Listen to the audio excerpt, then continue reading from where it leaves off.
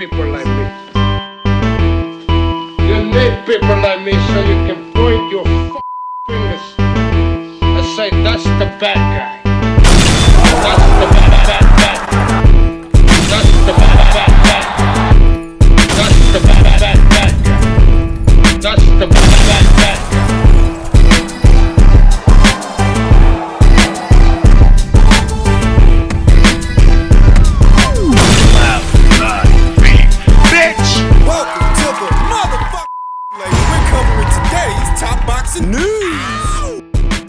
Okay, we'll start with this. It would seem that unified super featherweight champion Alicia Baumgartner was in attendance for the fights this past weekend in California, and according to veteran boxing scribe Gail Falcon, it's because she's been in LA working with veteran trainer Manny Robles. What I would consider an upgrade, a step up from Derek James, who she's been working with for a number of fights now. People have noticed that Alicia seems to have plateaued, skill-wise, under Derek James's tutelage. She actually looked a lot more dynamic, a lot better under Tony Harrison, who was training her before that, but for whatever reason, they separated, and she started training with Derek. Don't shoot the messenger, this is just what I see people saying, that she looked a lot better before she started training with Derek James. So what makes Manny Robles an upgrade from him? Derek James was once crowned Trainer of the Year. What's supposed to make Manny better than him? It is a sort of indefinable quality. For whatever reason, fighters that end up going to Manny Robles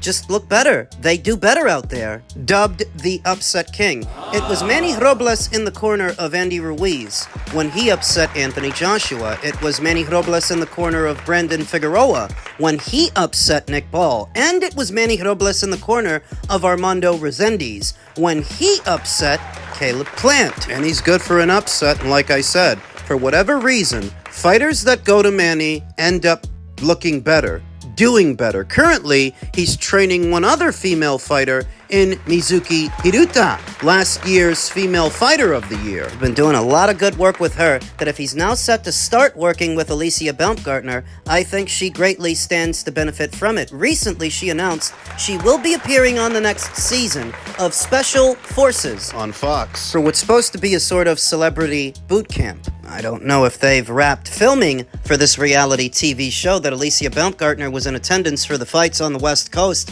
this past weekend, set to work with Manny Robles moving forward. That's encouraging. I think that's a good sign. I was wondering what she was doing here, but that explains it. She was working with Manny. Haney don't want to fight me. Like, you guys got to stop asking about Haney. He doesn't want to fight me repeatedly, and he keeps lying that I'm not getting tested. Well, why don't you sign up for testing? I just got tested. So he's trying to lie to people because he don't want the fight. So like I said, I can't force people to fight me. It's just not going to happen. Yeah, you actually mentioned that you might be suing him because of those comments. Yeah. Is that true? Yeah, for sure. I am. Noticed how he put his hands on his face when he was asked if he's going to sue Devin Haney? That's usually a tell. In the CIA, that's what we call it. Well, what's he telling? He's telling on himself that he doesn't believe what he's saying because he knows it's bullshit. Sue Devin Haney. Sue him for what? Because he says that you're not being tested? That's not exactly accurate. That's not what Devin Haney said. What Devin Haney said is he wants the rematch, and he would like for Ryan Garcia to sign up for VADA testing. VADA that caught him in the act the last time out and provides the most comprehensive testing in the industry. That's what Devin Haney said. That's what Devin Haney wants for the rematch, and that's what Ryan refuses to agree to, while telling me and you that he's being tested, but tested by who? Not by VADA. At least not for his last fight. We've already been all through this. VADA normally announces participants that start and complete a cycle of testing on their Twitter page. And there's no mention of any testing for Ryan Garcia or Mario Barrios for their fight earlier this year, which is peculiar. It having been for a WBC title, isn't VADA testing mandatory? As it is VADA specifically that works alongside the World Boxing Council for what is their clean boxing program, that if Ryan didn't want to sign up for VADA testing because he's blaming them for his doping fiasco, well then he should have been disqualified from fighting for the title. Shouldn't have been allowed to do it. Not if you don't sign up for VADA. And I suspect that he didn't. I don't think VADA tested him for his last fight, and I don't know that they're going to for his next fight with Conor Benn. Sort of a related story. As it pertains to that Conor Benn fight, there was an interesting quote from Ryan Garcia at the kickoff press conference. Ryan basically confirms he's left Oscar De La Hoya and Golden Boy at this point, according to World Boxing News. Asked, what involvement Golden Boy have in the Conor Benn fight, he replied, not a lot. Before his manager stated, Ryan Garcia Promotions is now in play. Is that accurate? Is he a free agent? Has he finally left Oscar De La Hoya? Because this doesn't align with Oscar's perspective on the Conor Benn fight. Working on Ryan Garcia versus Benn. I just got the memo today. So that's the fight that everybody wants to see. So I'm going to make it happen for you guys. You let Oscar tell his story, and it's a fight that he's been working on that he wanted to deliver, where Ryan says he wasn't really involved. Another interesting observation from the people at World Boxing News. It would seem that the Golden Boy Promotions insignia was quite deliberately kept off the fight poster for the Conor Benn versus Ryan Garcia fight. Not just their insignia, but the World Boxing Council's as well. You can see the Ring Magazine logo, the Zuffa Boxing logo, obviously. There's DAZN, there's Paramount, there's the T-Mobile Arena, but no mention of Golden Boy Promotions on the poster, and one would think that if they were involved, the insignia would be there. It is for the WBC title, but they don't mention them specifically. They don't give them the courtesy of free advertisement. It doesn't say WBC title fight. Just says World Welterweight Championship. Quite generic,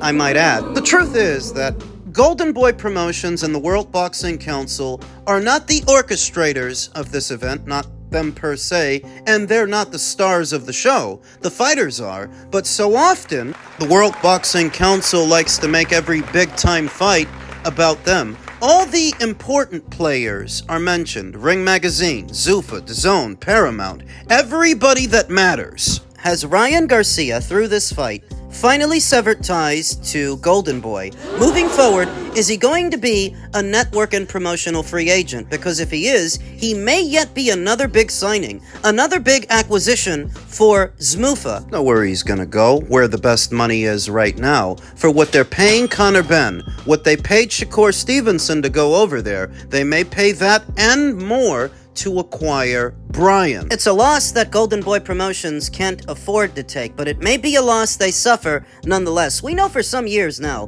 Ryan Garcia has been trying to break away from Golden Boy Promotions. I mean, this has been going on for years and years, all the way back to the Romero-Duno fight. Ryan was never happy over there, so if some kind of loophole, some kind of opportunity has opened up for him to leave Golden Boy Promotions, he will drop them like a sack of potatoes. Easy. When he does, you know where he's going to go. He's going to go to Zmuffa. I believe that Golden Boy Promotions may be skating on thin ice. 2 years. There's a story out there that even though Golden Boy Promotions managed to reach an extension with DAZN as their broadcast partner earlier this year, it's only for 2 years. It's only a short-term extension. 2 years in the sport of boxing is a limited amount of time to put together quality content. Big-time fights that draw eyes to the platform. And at DAZN, it's getting really crowded over there. There's enough promotion, enough promoters to go around, that imagine if Golden Boy Promotions loses Brian Garcia, what do they have to offer the platform? Virgil? Alexis Rocha? Scrappy Ramirez? There's enough of a concentration of big-time promotional outfits on DAZN right now that losing Golden Boy Promotions wouldn't be much of a loss. Not if they already lost Ryan. I think they're skating on thin ice is what I think, and I think they're on borrowed time.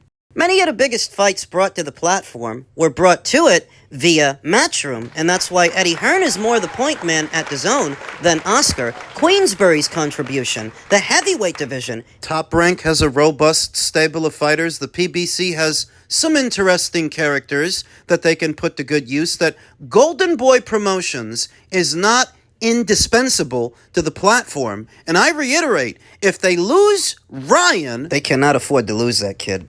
Now it's time for another installment of what has fast become one of the most popular segments here on the channel. Not the Ring IQ hate mail, but the Ring IQ mailbag, which is a bit more friendly. King KO for life a friend of the channel, recently commented on my weekend recap video for Diego Pacheco, his pursuit of a Jaime Munguia fight. I made a couple of recommendations for Diego in that video, to which King KO responded, what really makes sense is Pacheco versus Lester Martinez. Martinez is the WBC interim belt holder, and Pacheco is ranked number 4. Both fighters have a common opponent in Aleem. Well, it's not a bad shout, but it's not a great one either. You see, the problem with that is it would require Diego to go the WBC route, where you may or may not get your shot when the time comes. Just imagine if Canelo is successful in October and he beats Christian Mobili, after which there's no guarantee that Diego would get the fight with Canelo. At this time, there's no guarantee that Lester will get that fight with Canelo,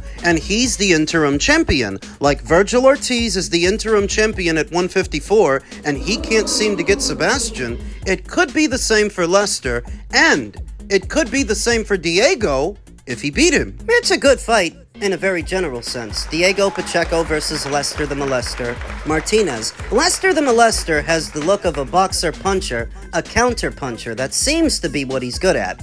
Where Diego is more of a cross between a pure boxer and a boxer puncher. He can be boring and stay behind the jab like a pure boxer, but he showed this past weekend that he can do a little bit more than that. He can put punches together. Now that he's got Buddy in the corner, he can dominate the pocket, go to the body, shoot the uppers. I lean a little bit towards Diego Pacheco to win that fight in a vacuum. Hypothetically speaking, if they were to make it, I think it's a fight Diego can win by beating those feet, using the jab, and using the ring. Win a decision. I think it's sort of a 50-50 fight because it hinges on Diego Pacheco fighting the right fight. You don't want to get overly aggressive with Lester the Molester Martinez. You're just going to make your job harder doing that, like Christian Mobili did, crashing the pocket and throwing combinations. That's not the way to go about fighting Lester. You've got to stick and move, use the jab, use your height. He's a counter puncher. Don't give him nothing to counter. It's a winnable fight, but it hinges on Diego Pacheco's strategy. I don't necessarily have a preference, though.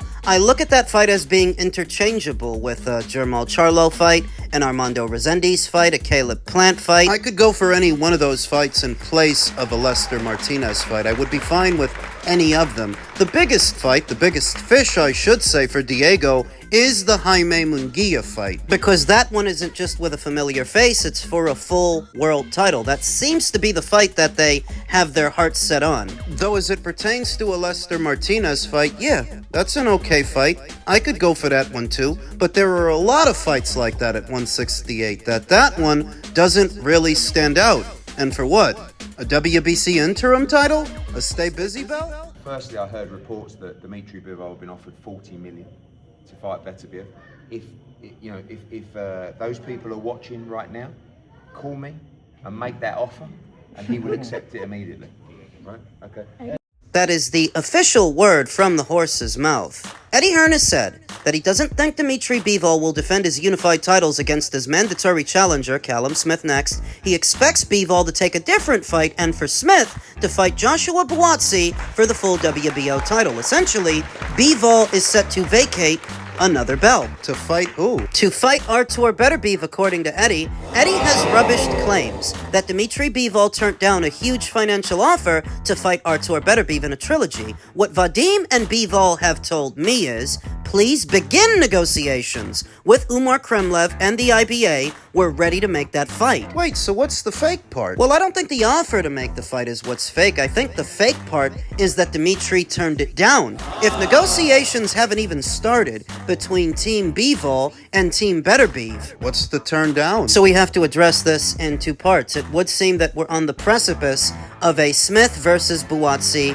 rematch, this time for a full alphabet title. And rematches are often won by the fighter who can change, the fighter who can do something new in a second fight that they didn't do in the first. I have been thoroughly underwhelmed by Joshua Buatsi for years now. There was a big buzz around this guy out of the amateurs and into the pros based on his amateur background, but as a professional, he's been quite unremarkable. Following his loss to Callum Smith in February of last year, he had another fight in November against Zach Parker, and he didn't look good in that fight. To a lot of people, he shouldn't have won, but he got the decision. He hasn't fought yet this one. This year. Neither has Callum Smith. Following that big win over Joshua Buatsi, Callum hasn't fought anybody. So let's just say that this rematch between them is set to take place in the fall or winter months.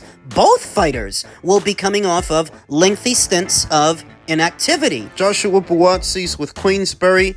Callum is with Matchroom. Rumor has it they're planning another Matchroom versus Queensberry tournament. That is where this rematch might land, and it's a little hard to say who wins it here and now because it all boils down to who can come back better, who can take what they learned from the first fight to change for the second.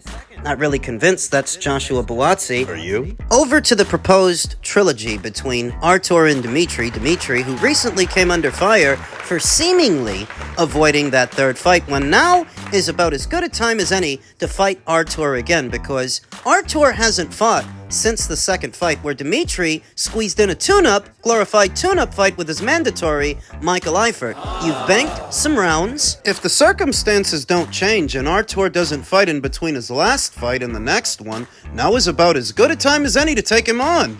The IBA would be the ones presumably at the helm of the promotion to do the fight in Russia, perhaps, where the audience might be a little bit more invested than here in the West. Who wins? You have to imagine that the winner of the trilogy will go on to face the winner of Callum Smith versus Joshua Buatsi too. Who wins? Though it would only be for 3 of the 4 major titles at the weight, it being that David Benavidez is still in possession of the green and gold title so long as the World Boxing Council allows him to hang on to it while he's up there at cruiser. Who wins? I think it matters that it would be the IBA at the helm of the promotion and not, say, a promoter here in the West, more accustomed to enlisting the aid of an anti-doping agency. Like Vada. Let's not beat around the bush. If they're a little bit more laxed over there when it comes to anti-doping testing, that would theoretically make it easier for Artur to get on the sauce and stay on the sauce. Needs to, he's in his 40s. And I don't say any of this to discredit him as a fighter, as I think most of the top shelf guys in the sport are on the sauce. I'm saying,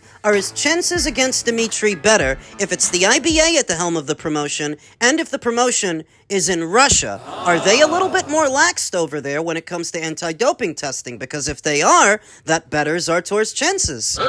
Outwardly, it seems like Artur has more of a rapport with Umar Kremlev and the IBA than Dmitry Bivol does. And if that's the case, does that better his chances in a trilogy? Who do you guys like to win the fight? Dimitri in the third one, or Artur in the third one?